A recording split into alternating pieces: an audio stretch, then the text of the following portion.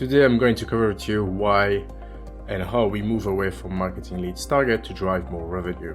If you're responsible of your company revenue, this video is for you. If you don't know me, I'm Charlie and I help companies to optimize their go-to-market strategies. First, I would like to cover the history of the buyer journey that will explain you why we have lead target. And if you look at 2012 compared to now, the usual process was to search for company on the website. While today, people do independent research, they look on social media, they look at comment, post, they look on content of YouTube. They use all of this to be able to define who they think is the best person. And so before, there was not all of that information online. So before, they used to rely on brochures and direct sales speeches, while now they're more looking into what they consider more trustful and more objective sources than the salespeople. And so what happens now is when the decision before were just made between the sales and the prospect, now the prospect will take into account any review from key opinion leaders, peer feedback, what their colleagues have created. And so what happens is that now the buyer who wants to do a content-driven journey shortlist the companies they want to talk to before they even want to talk to the sales team. And that means that if you're not on the top of the mind of those buyers, you are never in the sales process. And if you focus on lead rather than relying on the content generation on the top in the awareness level, then your competition is going to take your revenue. And there is a very big difference from before and now, is that before the sales team used to be responsible of most of the journey, and so a lead targeting made sense, while now the sales is only responsible of a small part of the journey.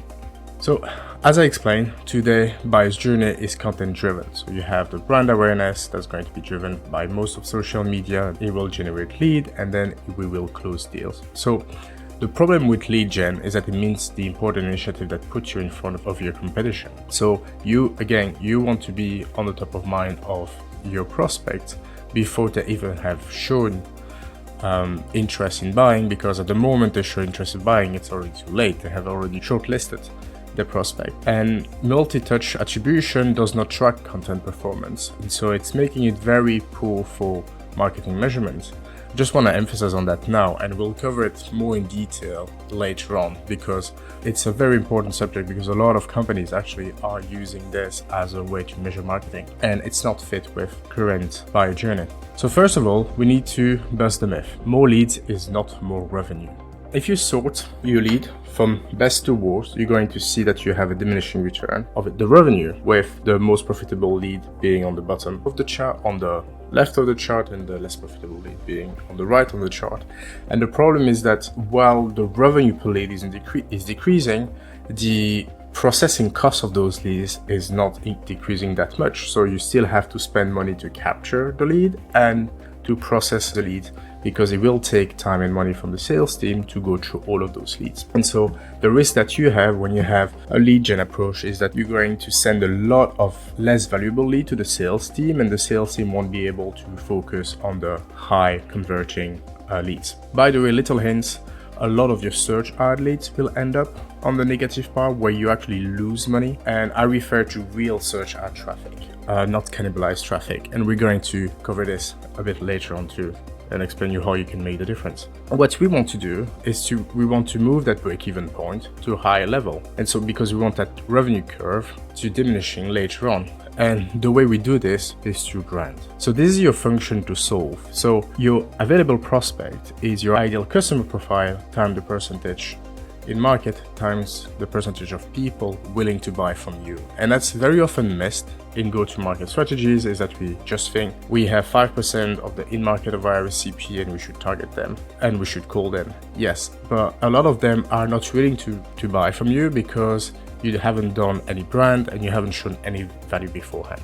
So the rule of thumb is that, and that's been based on various research, that 70% of the marketing budget should be allocated to brand. And this is a very famous chart from Les Binet and Peter Field that shows that sales activation outperform brand over the short term, but then underperform brands over the long term. The 70% number varies from companies and industry, but if you have less than 50% of your budget allocated to brand, you are very highly likely to be under-optimized. Here is a research that has been done by Benchmarker.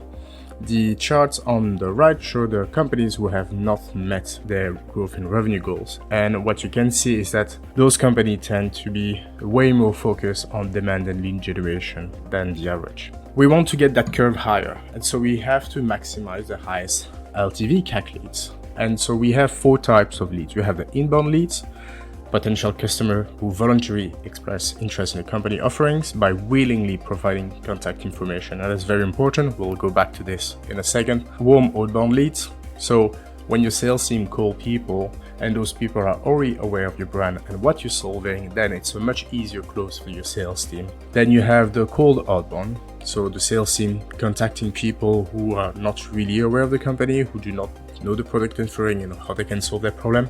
That's obviously a much more difficult deal to close for the sales. And then you have the cold leads. So people who are not ready to buy often come from search ad, gated assets, and comes usually from misaligned incentive between marketing and the business.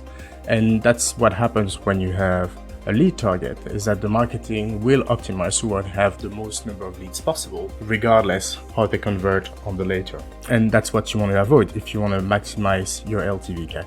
There's also a very important other function to solve is the allocation between sales and marketing. So what you should avoid to do, that a lot of companies do, is that they're over-investing in sales. That leads the sales team to target a lot of cold leads, and which reduce the profits. And that's a very inefficient way to do it. So you have to find the right balance between what you allocate to your marketing and what you allocate to your sales. So you have a sufficient budget for marketing to be able to warm up the leads and get the conversion to deals of the sales team higher by targeting inbound and outbound leads. What is the benefit of a good brand strategy? So a good brand strategy increases brand traffic, increase inbound leads, increase outbound conversion rates by warming up those prospects, as I explained earlier. It increases retention rate because you can create your moat around your product, your brand, and then also it reduces sales cycle because in 2 ways. The first way is that the sales team needs less time to pitch the company because the prospects are already aware of the company and the offering, and also you can cover the concern of the prospect through your ad and your brand messaging. One thing that is very important to note is that one brand marketer can have a considerable impact on the company revenue because there is a one-to-many relationship. A very good salesperson can only talk to one prospect at a time. A very good brand marketer can talk to an entire audience of sometimes tens of thousands of people every single day. That's the benefit of good brand strategy. It's that it's going to lower your CAC and drive more growth. On the other side, what an MQL target is going to do is the exact opposite. We're going to have a bottom of the funnel focus. As I explained earlier, we target the leads instead of feeding the funnel on the top, and so we have cooler leads, which are more difficult to convert and often leads to loss of time and money on the sales team side. We also have organic traffic cannibalized. That goes back to the earlier comment I made. A real search ad, not a cannibalized one, is that when you create lead target for marketing, you create that incentive to cannibalize the other traffic. And so a lot of marketing teams, for example, will spend a lot of brand searched ads, so any queries containing your company name, and assign it to themselves. But the reality is that there's a lot of chance that lead was going to go to your website anywhere, and what they did is that they attributed to them, but also increased the customer acquisition cost by making an unnecessary expense. The other thing is that they tend to do a lot of asset gating. The reason is because they want to create a lead, so they want the contact details of the person. And by doing so, they're going to gate all your assets to get that contact detail. The big problem with that is that you drastically reduce the distribution potential of your assets. People can't share it because it's all gated, and so it decreases the effect of your brand initiatives. And also in the end, as I explained earlier, you can have bad leads by targeting low quality leads just to meet leads target. And this, as a result, leads to higher CAC and less growth. So a very wordy slide here, but it's a very important subject, is why multi-touch failed to measure modern go-to-market. And the first thing we have to cover is a critical misnomer. There's no causation, neither correlation in a multi-touch tool. Therefore, the word attribution should not be used in this context. And what it means is that it's not because you have a touch point that it had any effect on the revenue. and a multi-touch tool falsely gives you that impression by calling it an attribution tool. The term multi-touch attribution has not been widely accepted in the industry, although from a statistical perspective, this is very far from the truth and more like a marketing attempt to bend the reality. And there are a lot of issues with multi-touch tools, and I'm going to cover the most important one. The first is we have incomplete data and it's bottom of funnel bias. So what you have to understand is that the journey is fragmented. It's very difficult to track any touch point. First of all, for confidentiality reasons, we talk about it a lot over the recent months, but also because a lot of action is simply not trackable. A discussion between two people is not trackable. Content online, a YouTube view is not trackable. And there are quite a lot of touch points that are extremely important for the buyer journey, which is not trackable. Some tools try to solve this, but you have to be aware of them. For example, LinkedIn impression. Some multi-touch sellers are selling this as a solution, but the problem is that, first of all, it is very incomplete. For confidentiality reasons, they're not allowed to show all the touch points unless there are a lot of them. And so what happens is that a lot of the time, even if you target the right company, you're not going to be aware of it. And also it will be over-biased on bigger companies because if you work, for example, with smaller companies and you need at least 3 touch points by time frame, and then you're not going to see anything from them. And the other important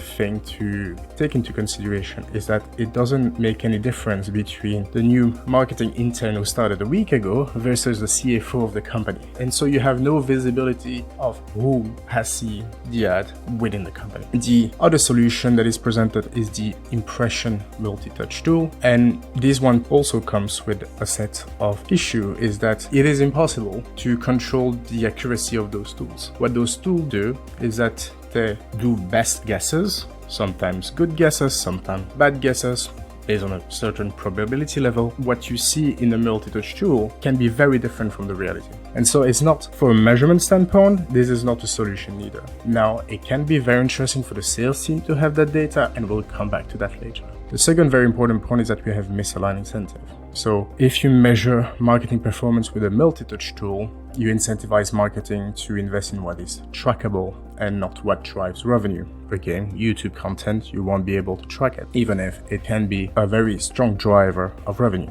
Another point is sales marketing misalignment. And that's one of the biggest issues in go-to-market companies today, is when the marketing team and the sales team disagree. And multi-touch tools can be the source of that. When you compare, I've done it in the past, I saw it, when you compare the sales notes with what the multi-touch attribution tools say, the stories are very, very different. A classic one is a returning customer who changed company and wanted to use the same tool in the new company. But you would look at the multi-touch tool and they will say, oh, they download an ebook, we made 200 impressions on LinkedIn on this company, and then they create an inbound through paid search. And that creates very strong misalignment because the sales team in the end is the team that is the closest to the prospect and they're the closest to the truth. The other important part is the inability to measure incrementality. A touch point does not prove any influence. For example, retargeting. There is a lot of research that have been shown that retargeting is much less effective than we think when we look at retargeting from an incrementality standpoint. So how much incremental revenue retargeting has really created. So multi-touch tool will tend to provide way more credit to retargeting than an incremental tool, which is more robust in its ability to really understand what drives revenue. And last point is the word of mouth. I've seen word of mouth as the main channel all the time in the top 3 for the moment. I usually work with big companies. I know big companies are more established, have a bigger brand. That's probably why every time it's in the top 3. And if you're a big company, it's extremely important to be able to understand that word of mouth, because not only it helps you to evaluate the branding, but it's also really helps you to understand how good your product does. And so in the conclusion is that multi-touch tools can be good for insight, but they're very bad for measuring marketing impact. Now I want to talk about how to measure modern go-to-market, given the fact that we want to be aligned with the way the customers buy and invest more in content. So I have sorted those solutions from ROI, and the ROI I consider, return on investment, is the outcome of the value divided by the effort you put in. The first one, that is very high value and low tech, is just ask your sales team. The bonus to that is that it also creates a sales marketing alignment. The sales team, as I explained earlier, is the closest to the truth. They have a direct line with the prospect, and so you can leverage that not only to measure, to understand what working, but also optimize your messaging. So there are key questions that your sales team has to ask to prospect. It's like, do you know our brand and what we do? To define brand affinity. It will also help you to categorize your outbound in two categories, one that is warm outbound and the other one that is cold outbound. How did you hear about us? To understand the key channels. What does the prospect remember? Why us? To understand really our unique value proposition and understand why we would be prioritized over other competitors. Why now? To really understand the urge of the customer that can be used in your messaging. And also finally, do you see any blockers to implement the solution? That one is key because we go back to reducing sales cycle. If you start to create content around the problem that the prospect are worried about and you say, this is okay, we have the solution, not only you reduce the sales cycle because you don't have to go through those discussions anymore, but also you position yourself as the one who has the solution to the problem, increasing the conversion rate. And so I really suggest you to do a test, run this, ask your sales team to ask a question, and if you have a multi-touch attribution, start to compare the sales notes with your multi-touch attribution, and you'll find out how very often, in most cases, your MTA has a very different story than your sales notes. And again, the user the closest to the prospect is the sales team, so the one that should be more important in the decision process is definitely the sales note, not the MTA. The other solution that is high value, low effort is self-attribution hand raisers. Inbound chat or inbound demo. The advantage to that is, for example, for high ticket companies, you can have a measure before the first discussion with the sales team. And if you have low ticket level and you don't always have a sales team engaged with the prospect, then you can use that to understand where the demand is coming from. Okay, and this is really helpful to distinguish, for example, between the source of demand and the source of the data. For example, you post on LinkedIn, somebody does a Google search, as a lot of people do, and then they click on the link. Well, that lead is not from SEO, that lead is from LinkedIn. And by using self-attribution and hand raisers, you can better understand that. So yes, there is a certain level of concerns on the reliability of the data, but the reliability of the data increases with the volume of the data. It's a statistical concept that we're using all the time. It's the law of large numbers. If 30% of the users say they come from LinkedIn and you have 1,000 demo form filled, I can guarantee you that you might not be on 30%, but you'll probably be around 25 to 35. It's not going to be completely misaligned with the numbers. One thing you can do here too is, again, you can run this process and then compare it to your sales notes. What you'll find out is that those self-attribution hand raisers also tend to be much closer to the sales node than an MTA. The third one is track traffic. So using Google Search Console, you can differentiate between branded keyword and non-branded keyword. A branded keyword contains a company name. And so there is real high confidence that the user was specifically looking for you and that the demand was creating elsewhere. And by splitting the two, you'll be able to split the difference between the real contribution of search, ad, and SEO and the contribution of other channels. Again, as I gave the example, if you post a lot on LinkedIn, if you create a lot of traffic, a lot of videos on YouTube, those will create a lot of branded traffic to your website. And you'll be able to correlate these views from LinkedIn and YouTube and correlate them with the level of traffic on your website. I've done it in the past. I've done a test for a recruitment company and we successfully succeeded to correlate the number of post views with the number of people seeing the job listing on the website. And when the CEO stopped doing this, we saw a direct decrease of it too, suggesting a very high causality. Another one is mixed media model. Now we're really getting into way more info to implement. So an MMM allows you to analyze the relationship between spend and impression and your revenue. However, when we talk about B2B, we have long consideration funnel, and that creates a lot of modeling problem for the tool, and I'll go back to the solution in a second. The other disadvantage of MMM is that you have difficulties to really understand the level of word of mouth, and it's also difficult to understand the impact of organic content. Now, we have in MMM what we call a baseline, and the baseline can be considered as the revenue that is not linked to paid marketing.